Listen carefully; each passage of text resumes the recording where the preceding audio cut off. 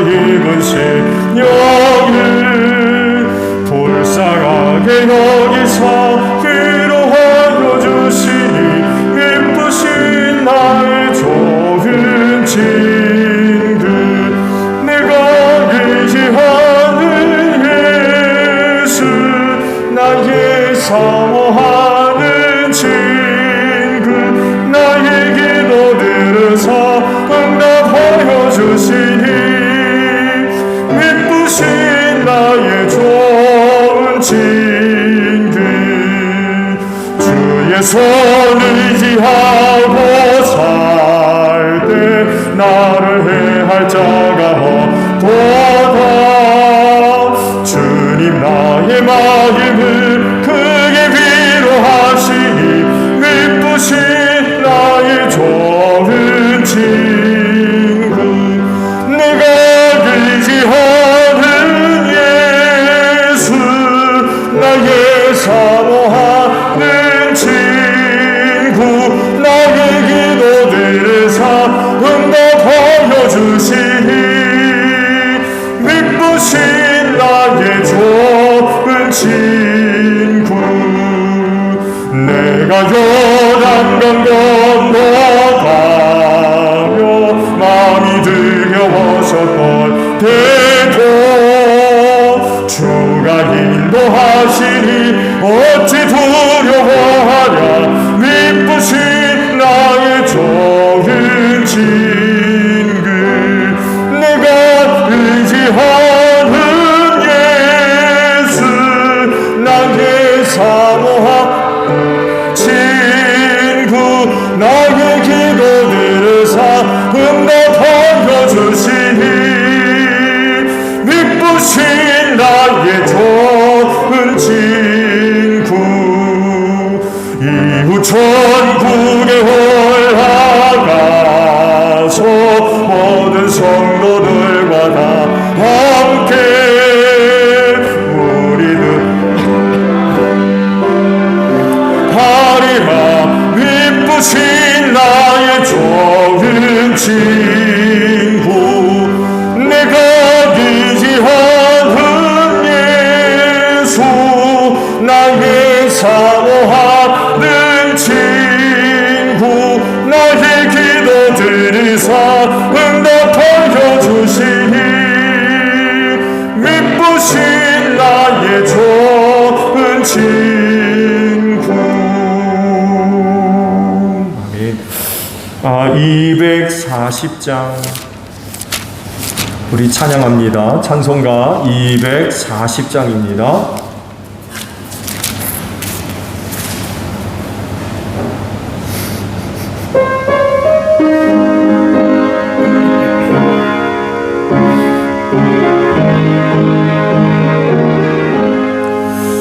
지와 바뀐 모든 역사 힘을 다해 마치고 밝고 밝은 그 아침을 맞을 때 요단강을 건너가서 주의 손을 붙잡고 기쁨으로 주의 얼굴 배우리 나의 주를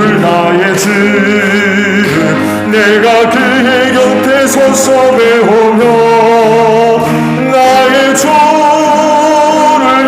주를 손에 못자국을 보아 알겠네 하늘 하나 올라가서 주님 앞에 절하고 원유하신 그 얼굴을 배울 때 있을 곳을 예비하신 그 신 사랑 범하고 나의 주께 기쁜 찬송 드리리 나의 주를 내가 그의 곁에 서서 배우며 나의 주를 손에 못자국을 보아 알겠네 이 세상을 일찍 떠난 사랑하는 성도들 나를 맞을 준비하고 있겠네 저희들과 한 소리로 찬송 부르기 전에 먼저 사랑하는 주를 배우리 나의 주 나의 주 내가 그의 곁에 서서 배우며 나의 주를 손에 목자국을 보아 알겠네.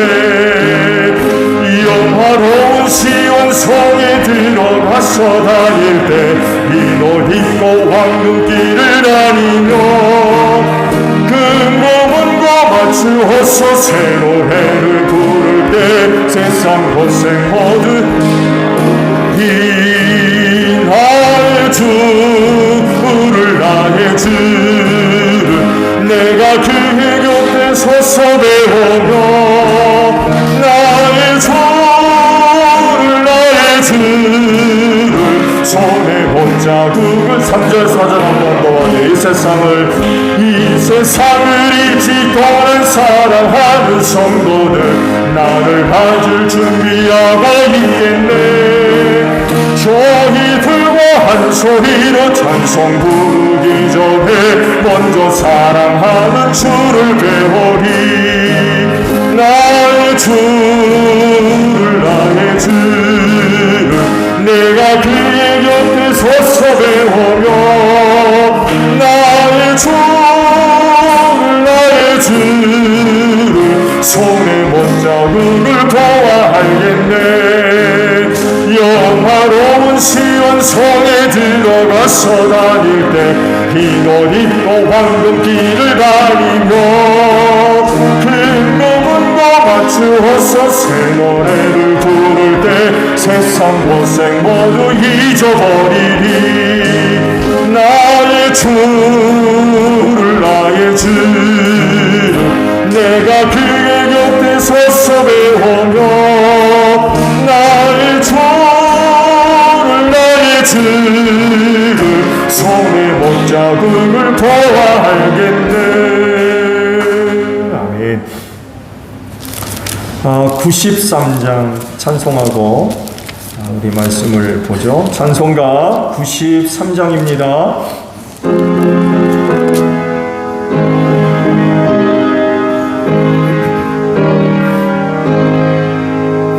예수는 나의 힘이요 내 생명 되시니 구주 예수 도로 살며 죄 중에 빠지니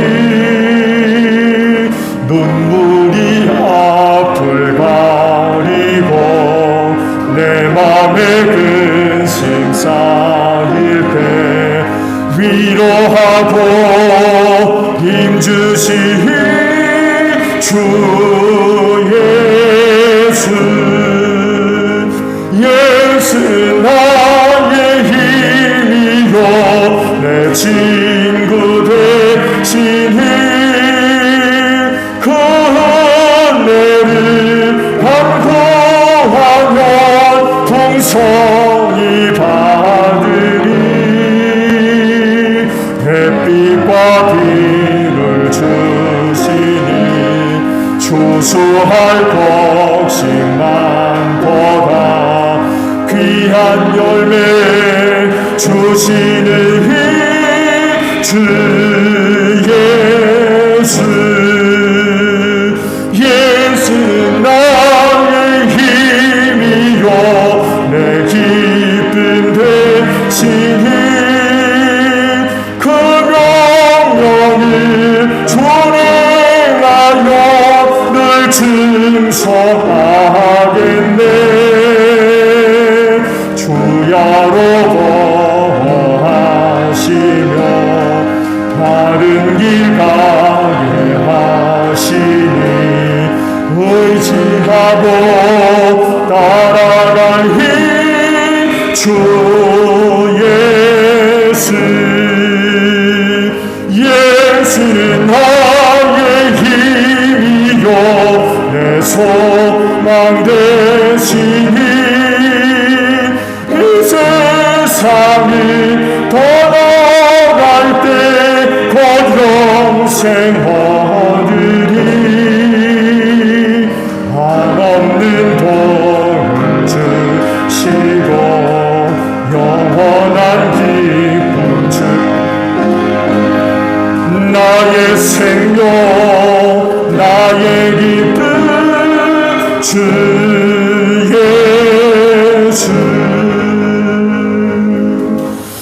말씀을 우리 보겠습니다. 베드로전서 1장 18절에서 21절까지 보겠습니다.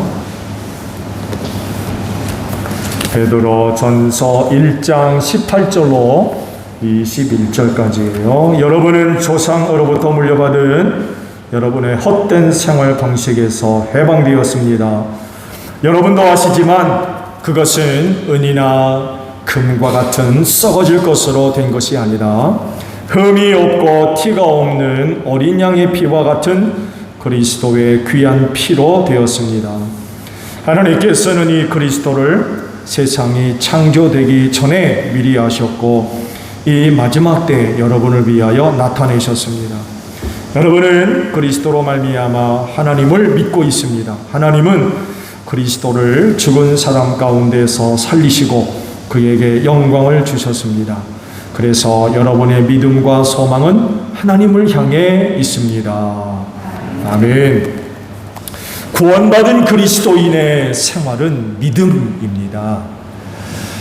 그래서 하시는 말씀이 믿음으로 하지 않는 모든 것이 죄다 라고까지 말씀을 하셨어요. 결국 모든 생활은 믿음입니다. 믿음으로 해야 돼요. 믿음으로 사는 것입니다. 그런데 당시 이스라엘 백성들은 믿음으로 살지 않았어요. 그래도 조상들은 믿음으로 산다고 살았는데 타락한 이단 유대교의 유혹에 빠져가지고 이런 믿음, 이런 생활에서 떠났어요. 즉 사람들이 만들어 놓은 규정을 더 중요하게 여기고 그것을 따랐습니다. 하나님의 말씀보다도 사람이 만들어 놓은 규정들을 더 중요하게 여긴 거죠. 이렇게 생활하는 것을 베드로 사도는 헛된 생활 방식이다 라고 표현을 하셨습니다. 사실 베드로도요, 과거에는 헛된 생활 방식에서 벗어나지 못했던 사람이었어요. 지난주 제가 자세하게 말씀드렸죠. 이방인들과 함께 식사를 하다가 야고보가 보낸 유대 사람들이 오니까 도망가 버렸습니다. 비난받을까 봐. 아니 유대인이 어떻게 이방인들과 식사를 하느냐고. 이런 전적이 있었거든요. 베드로도 이렇게 살았던 사람이었어요. 이런 전력이 있기 때문에 누구보다도 헛된 생활 방식이 어떤 것이라는 것을 뼈저리게 알고 있는 거예요. 자기도 그렇게 살았었기 때문에. 더군다나 그는 예수를 믿는 제자이며 사도였습니다. 그렇기 때문에 더더욱이 헛된 생활 방식을 버리고 믿음으로 살아야 하는 사람이죠. 근데 한때 그는 그렇지를 못했었던 거예요. 누구보다도 그렇게 살았던 사람으로 헛된 생활 방식에 대한 문제점을 너무나도 잘 알고 있는 그런 사람이었죠. 예수를 믿는 사람이라고 하면 헛된 생활 방식으로 구원에 이를 것이 아니라 오직 믿는 믿음으로 말미암아 구원에 이른다는 사실을 누구보다도 잘 알죠. 누구보다도 잘하는 사람이었어요. 근데 한때 그는 또 그렇게도 살았던 사람이기도 했습니다. 사람이 만들어 놓은 규정을 따라 살면 구원에 이를 수 없어요. 왜? 인간의 행위를 자랑하거든요. 나 이렇게 살았는데. 근데 구원은 행위로 얻는 것이 아니라 예수를 믿는 믿음으로 말미암아 얻어지는 것 아닙니까? 왜냐하면 그분의 피가 모든 죄와 사망에서 구원하기 때문에 그렇습니다. 그래서 예수를 믿는 믿음으로 살아야 돼요. 자, 그러면 이런 은혜를 주신 예수님은 어떤 분일까요? 베드로 사도가 소개하고 있는 예수님이 오늘 본문 말씀에 쭉 기록되어 있습니다. 헛된 생활 방식에서 벗어나서 예수를 믿는 믿음으로 살아야 되는데 그 예수는 이런 분이다 라고 하면서 쭉 설명을 해주고 계세요.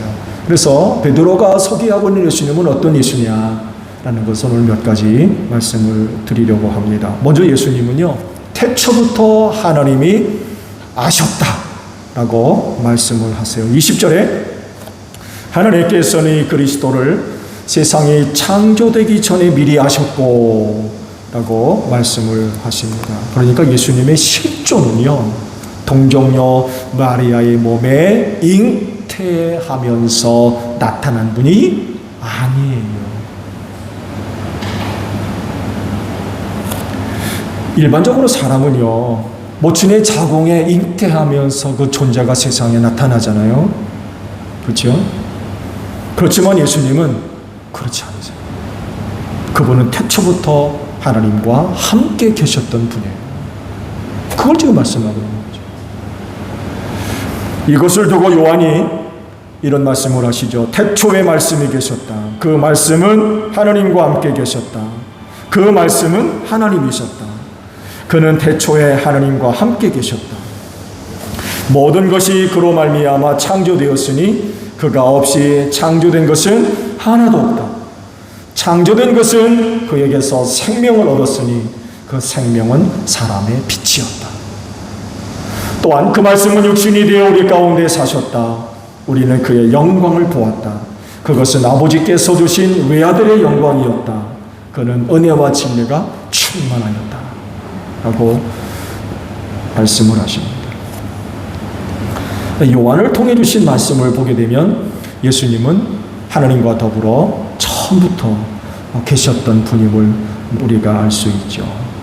결국 예수님은 사람의 몸을 입으신 하나님이세요. 여러분, 처음부터 하나님과 함께 계신 분이라고 하면 사람이겠습니까? 그래서 누가 처음부터 하나님과 함께 있을 수 있어요? 아담입니까? 처음부터 하나님과 함께 계셨던 분이라고 하면 그건 신적인 존재가 아니면 그렇게 있을 수 없어요. 그러니까 예수님은 처음부터 하나님과 함께 계신 분으로서 그분은 하나님 되심을 믿으시기를 바랍니다. 그분은 마리아에게서 나타나실 때부터 있는 게 아니라 태초부터 하나님과 함께 계셨던 분이에요. 자, 베드로 사도가 소개하는 예수님은 또 어떤 분일까요? 마지막 때에 나타내신 분이다 라고 말씀을 하고 있습니다. 20절 하반절을 보게 되면 이 마지막 때에 여러분을 위하여 나타내셨습니다 라고 말씀을 하십니다. 예수님은 처음부터 하나님과 함께 계신 그런 분이었지만 인간 세상에 나타내실 땐 마지막 때에 나타내셨어요. 왜 이렇게 하신 걸까요? 처음부터 계신 분이셨다고 하면 창조 때로부터 세상에 나타내실 수 있지 않겠습니까? 그런데 그렇게 하지 않고 마지막 때가 돼서야 나타내셨어요. 이유는 너희를 이루었습니다. 너희를 위해 그렇게 하셨다는 거예요. 이렇게 생각하면 처음부터 나타내지 아니하시고 마지막 때에 나타내신 이유는 죄인을 구원하기 위해서 나타내신 거예요. 마지막 때에도 나타내지 않으셨으면 어떻게 됐을까요? 마지막 때가 돼도 하나님께서 예수님을 이 세상에 나타내지 않으셨으면 어떡하겠느냐고요.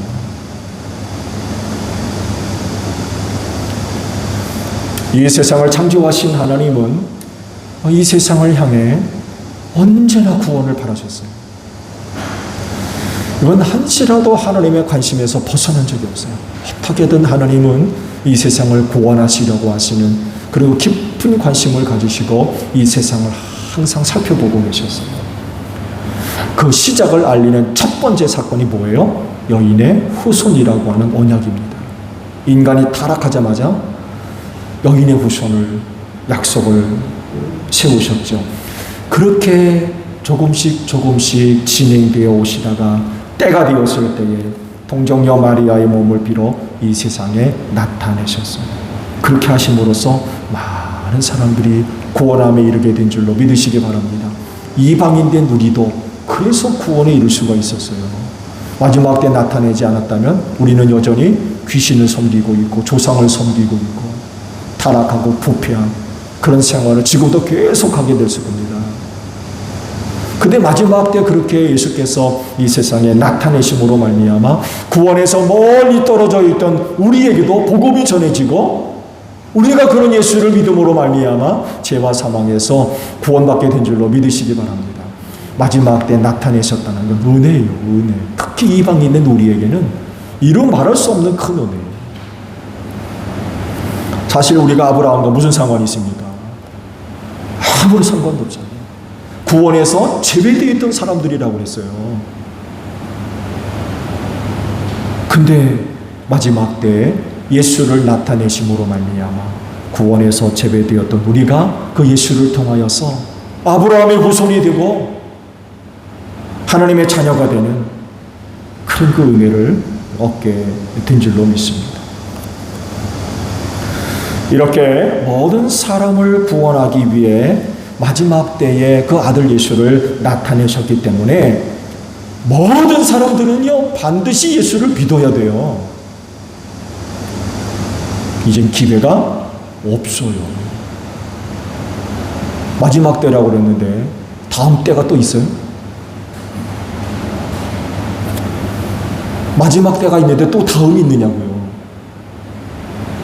다음이 있다고 그러면 마지막이라는 말씀 안 하셨죠. 마지막이라고 한 거는 다음이 없다는 얘기예요. 그래서 기회가 있을 때에 예수 믿어야 돼요. 더 이상 기회가 없기 때문에 그래요. 마지막 때에 그렇게 하셨음에도 불구하고 믿지 않는다면 하나님을 부끄럽게 만드는 거예요. 어떻게든 세상 구원을 위해서 그 마지막 때 아들 예수 그리스도를 나타내 주셨는데 안 믿어요, 사람들. 예수를 안 믿어요. 영접하지도 않고. 그러면 그렇게 일하신 하나님을 무시하는 거죠. 그렇지 않아요? 무시하는 거예요. 이렇게 해서야 어떻게 구원받을 수 있겠습니까? 하나님을 기쁘시게 하는 사람이 되어야 되겠죠. 그건 마지막 때에 우리를 위해 나타내신 예수를 믿는 것입니다. 이것만큼 하나님을 기쁘시게 하는 게 없어요. 여러분이 바로 하나님을 기쁘시게 하는 분들인 줄로 믿습니다. 왜? 마지막 때 나타내신 예수를 믿었기 때문에 그래요. 그렇지, 근데 앞으로도 지금 믿고 있는 예수 끝까지 잘 믿으시기를 바랍니다. 마지막 때 나타내셨기 때문에 그 다음은 없어요. 이게 마지막이에요. 그래서 기회가 지나기 전에 반드시 예수 믿어야 됩니다. 그리고 믿는 예수 절대로 버리면 안 돼요. 다음은 없기 때문에 그래요. 아마 많은 사람들이요 그때에 가서 아유 우리 이 권사님이 전도할 때 예수 믿을 걸 그랬던 사람들 수두룩할 겁니다.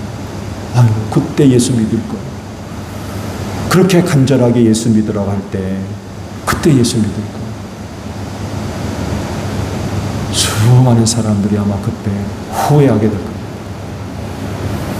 기회 지나기 전에 정말 많은 사람들이 예수 믿어야 됩니다. 세 번째로 소개하는 예수님은요 우리의 그 믿음과 연관된 그런 그 말씀을 하세요. 21절을 보게 되면 여러분은 그리스도로 말미암아 하나님을 믿고 있습니다 라고 하십니다. 그러니까 오늘 여러분들이 갖고 있는 믿음은 예수 그리스도로 말미암아 얻은 은혜예요. 우리 스스로에 의해서 자연스럽게 발생된 게 아닙니다. 여러분 안에 있는 믿음 어디로부터 온 거예요?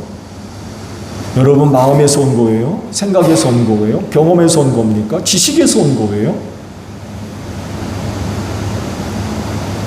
믿음은 얻은 거예요. 그분이 주셔서 얻은 거예요. 하나님이 주시는 은혜입니다. 내 안에 어디에서 자연스럽게 발생된 게 아닙니다. 왜냐하면 죄인된 인간은요 하나님을 알지를 못해요. 그래서 이사야 선지는 하나님을 뭐라고 설명했어요? 숨어 계신 하나님이라고 표현했어요. 숨어 계신 하나님. 숨어 계시는데 인간이 그 하나님을 어디 가서 찾아요? 아버지가 계신 곳으로 하나님께서 예수께서 올라가셨는데 하늘 어디 계세요? 여러분, 우리가 하늘 어디 가서 아버지를 찾을 거예요?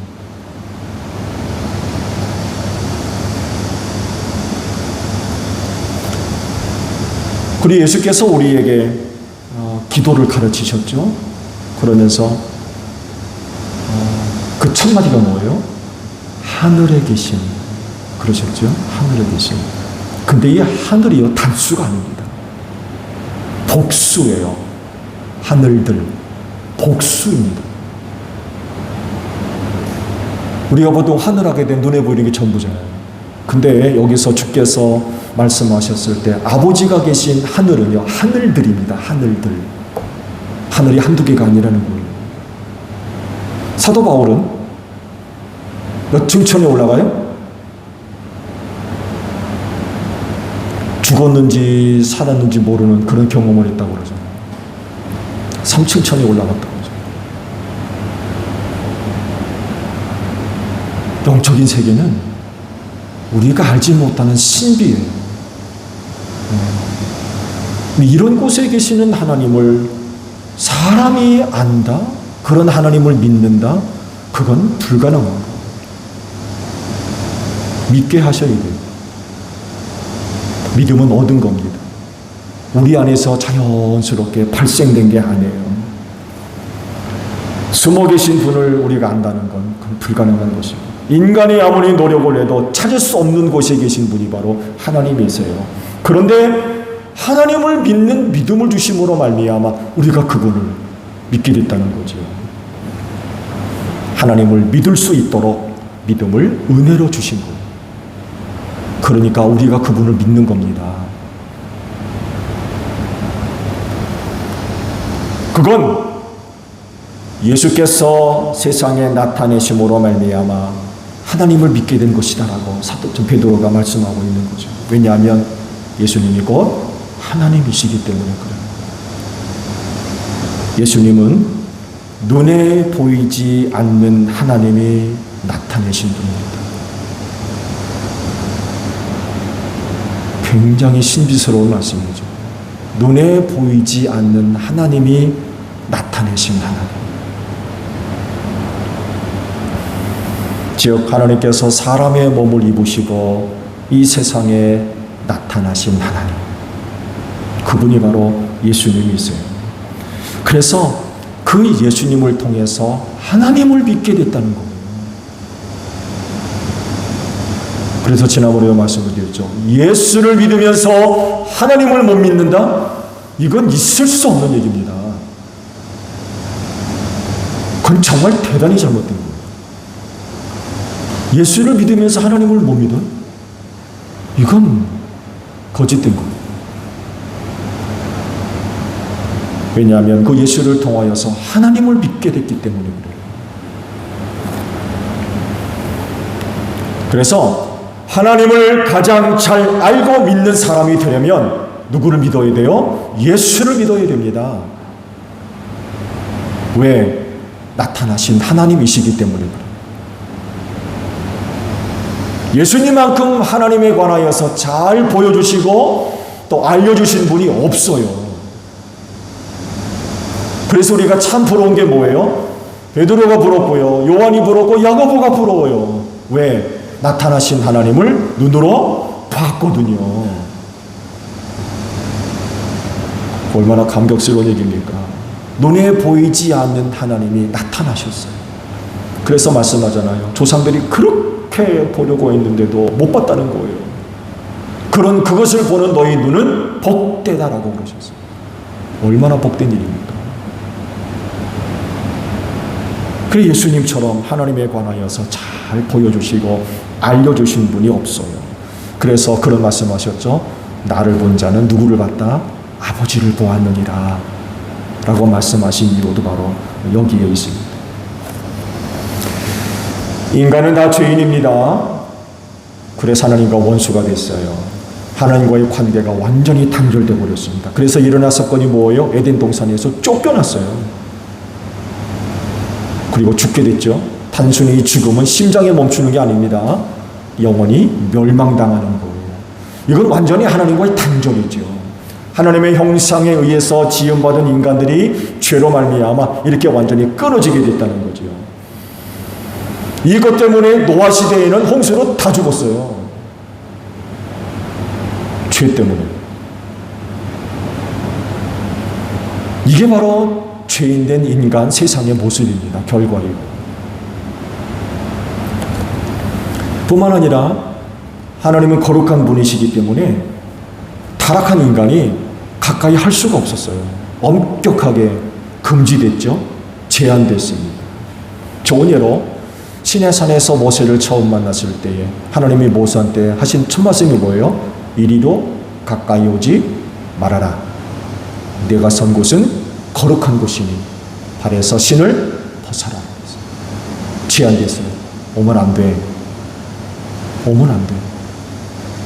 내가 지금 있는 그곳은 거룩한 곳이라는 거죠. 하나님이 임재하신 그곳은 세상에서 가장 거룩한 곳이었기 때문에 모세도 가까이 갈 수가 없었어요. 오지 말라는 거예요. 오면 안 된다는 거예요. 무슨 얘기예요? 제한됐어요. 거룩하신 하나님 아버지 앞에 죄인된 인간은요, 가까이 갈 수가 없어요. 선택된 사람들조차도 감히 함부로 나아갈 수가 없었던 거죠. 못 오게 하셨어요. 성막이나 성전도 마찬가지죠. 세상에서 가장 거룩한 것이 어느 곳입니까? 지성소 아닙니까? 거기 법궤가 놓여 있고 거기 하나님이 임재하시는 곳이거든요. 세상에서 가장 거룩한 곳이에요. 그러다 보니까 제사장들 이외에는 성막이나 성전에 접근이 안 돼요. 못 들어갔어요.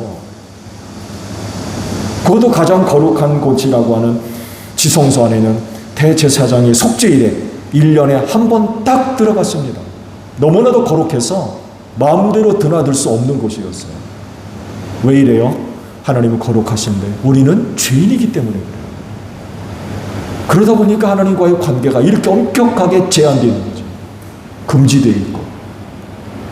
심지어는 하나님과 관련된 그런 것들은 오직 레위 지파 사람들 이외에는 손도 못 댔잖아요. 손도.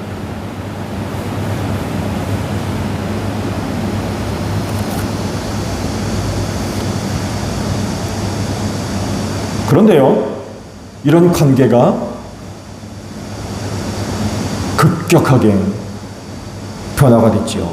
예수께서 십자가에 달리실 때에 이런 상황이 완전히 뒤바뀌었어요. 사건이 일어났죠. 성전의 휘장이 위에서 아래로 찢어졌다라고 말씀하셨어요. 엄격하게 금지돼서 바라보지도 못하고 들어갈 수도 없고 그랬던 곳이 예수께서 십자가에서 죽으셨을 때에 휘장이 찢어졌어요. 굳게 닫혔던 지성소가 활짝 열려졌어요.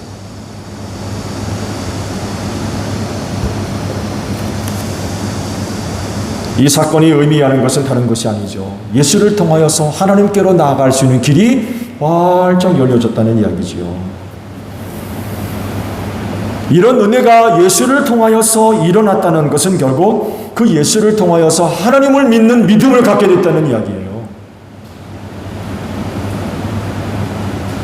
하나님을 믿는 믿음 그냥 생긴 거 아니에요. 예수님이 아니었으면 우리는 여전히 하나님을 아는 지식, 믿는 믿음 소유할 수가 없어요.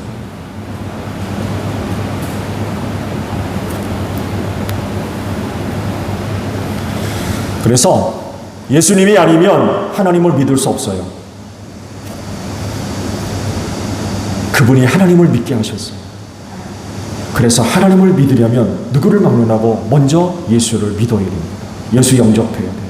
그래야 하나님을 바르게 알고 믿을 수가 있어요.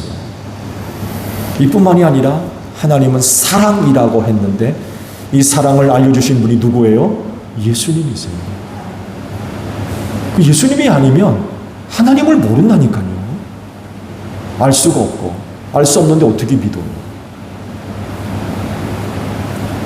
그렇지 여러분 예수님 잘 믿으시기 바랍니다. 믿는 것만큼 하나님을 믿을 수 있어요. 그건 뭐 틀림없는 사실이에요. 그렇진데 그 믿음 변치 않기를 바랍니다. 예수를 통하여서 하나님을 믿는 믿음을 갖게 됐다는 건 얼마나 소중한 일입니까? 그렇잖아요. 세상에 그 무엇보다도 소중한 게 그 믿음인데 그 예수를 통하여서 하나님을 믿는 믿음을 갖게 됐다는 건 정말 정말 놀라운 축복이에요. 그렇진데 오늘 여러분 안에 있는 그 믿음 끝까지 잘 간직하시기를 바랍니다. 주기도문 하겠습니다. 하늘에 계신 우리 아버지, 아버지의 이름을 거룩하게 하시며 아버지의 나라가 오게 하시며 아버지의 뜻이 하늘에서와 같이 땅에서도 이루어지게 하소서. 오늘 우리에게 일용할 양식을 주시고 우리가 우리에게 잘못한 사람을 용서하여 준 것 같이 우리 죄를 용서하여 주시고 우리를 시험에 빠지지 않게 하시고 악에서 구하소서. 나라와 권능과 영광이 영원히 아버지의 것입니다. 아멘. 찬양 예배 마쳤습니다. 고맙습니다.